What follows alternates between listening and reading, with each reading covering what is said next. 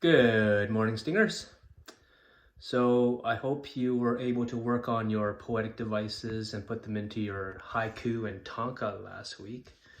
I've seen a few of them, and I think there's some pretty good creativity coming out of you guys. This week, we're going to look at more traditional poems in the form of rhyming couplets and limericks. So let's have a look. So think of your favorite song that you like on the radio right now. Got it? Well, most likely that song is written in the form of a rhyming couplet. So we're going to talk about rhyming couplets, and also we'll get into limericks as well. Okay, we often hear rhyming couplets that have a rhyme pattern of A, A, B, B. That means that the first two lines rhyme with each other. That's an A, A pattern. And then the next one, B, B, it doesn't rhyme with the first two.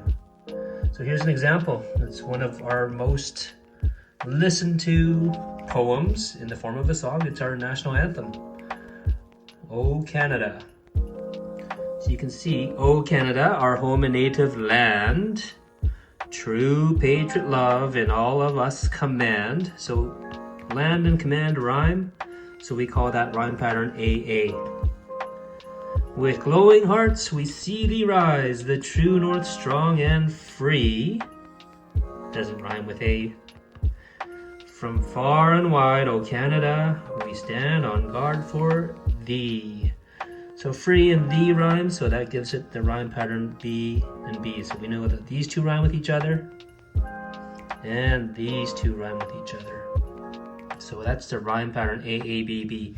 So the next set of lyrics, they don't rhyme with those two, so we would call that C, C.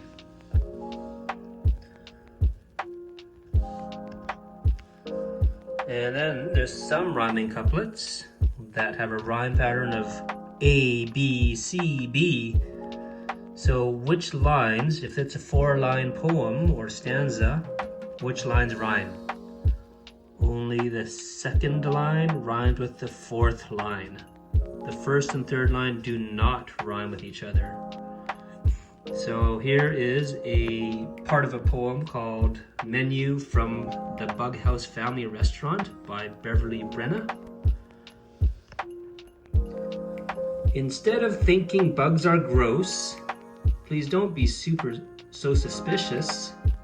With half a chance and one good chef, you'll find they're quite delicious. So we see gross is an A. Suspicious doesn't rhyme with gross, so it's a different one. It ends with, it's a B. Chef doesn't rhyme with any of those, so that's a new one, A, B, and C. And then the last line, delicious, rhymes with suspicious. So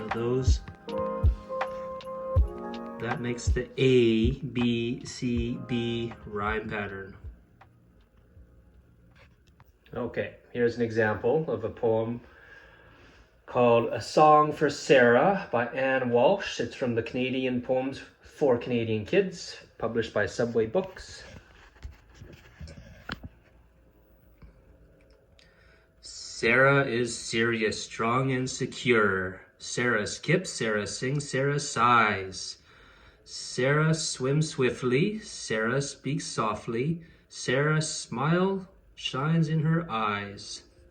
So what's the rhyme pattern that you see here?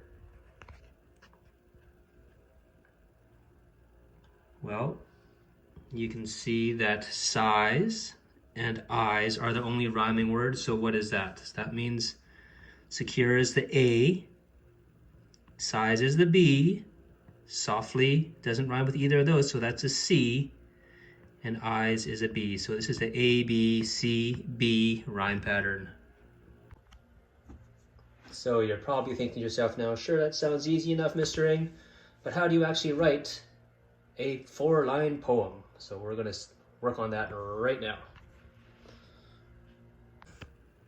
First thing you need to do is find a topic.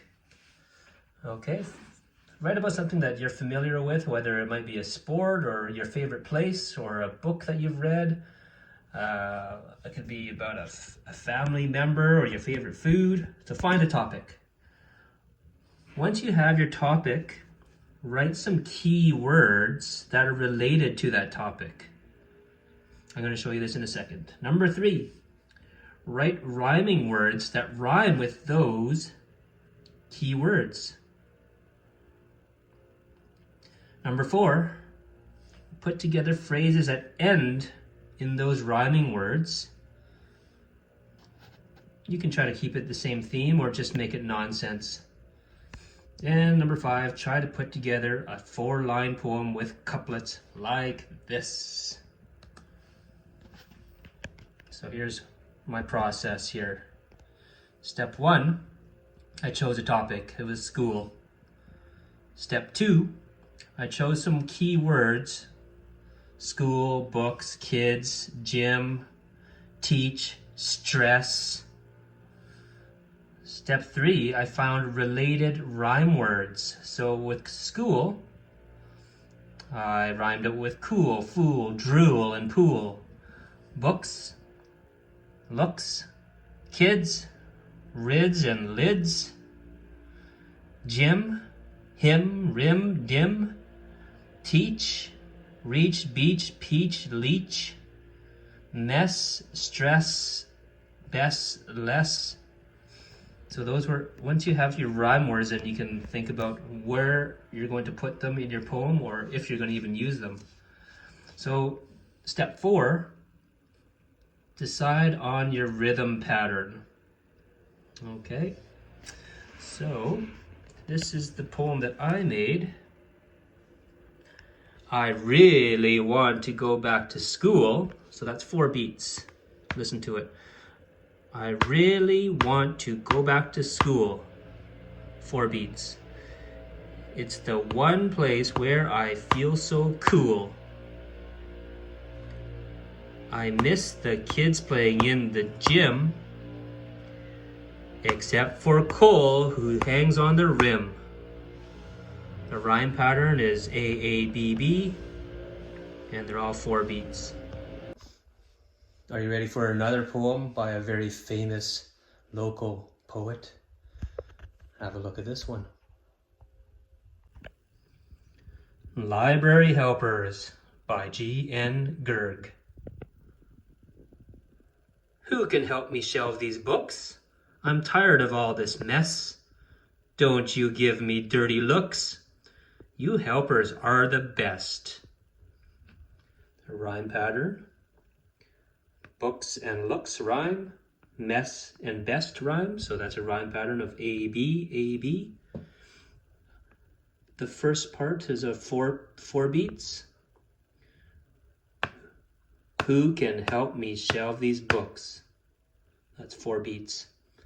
I'm tired of all this mess. That's 3 beats. Don't you give me dirty looks. That's 4 beats. You helpers are the best. That's 3 beats. Okay, so that's a way of varying the beats. That's Library Helpers by G.N. Gerg. Limericks. What are limericks? Well, they're 5-line poems that come from Ireland. There are 5 lines. There's a rhyme pattern that is A-A-B-B-A. So the first 2 lines rhyme with the last one. And then the 3rd and 4th lines rhyme as well. The rhyme pattern is a little bit different than couplets, as it changes throughout the poem. You got 3 beats and 3 beats for the first 2 lines, 2 short ones, followed by another 3-beat line. Okay, limericks are silly poems. They're often nonsensical, and you can use what's called poetic license to make new words, so it makes a silly rhyme. So there's a lot of creativity with limericks that are humorous, they're silly. They often start with "there once was a," And here's my example. Gym Teacher Limerick by G.N. Gerg. There once was a teacher named Ing who always wore the same thing. A pair of black pants. Not even a chance that he would wear white in the spring. So let's look at that one again. Let's look at the beats. There once was a teacher named Ing, 3 beats, who always wore the same thing, 3 beats. A pair of black pants, not even a chance, 2 beats, 2 beats, that he would wear white in the spring. Da da da da da da. That's Gym Teacher by G.N. Gerg. Sid's Accident by G.N. Gerg.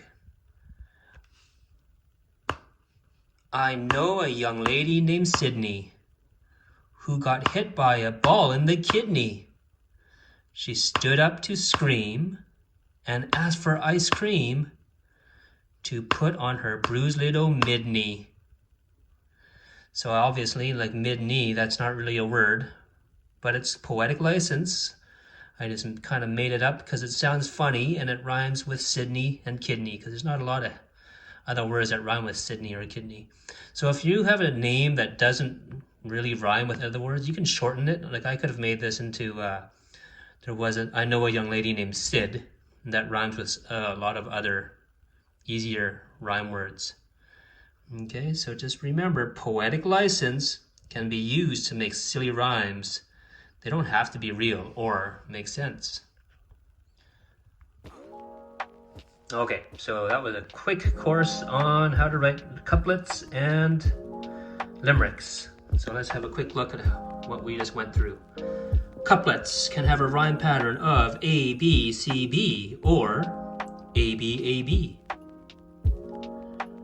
They could also be A, B, B.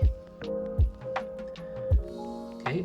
Most songs that you hear on the radio or raps are written in some form of rhyming couplets.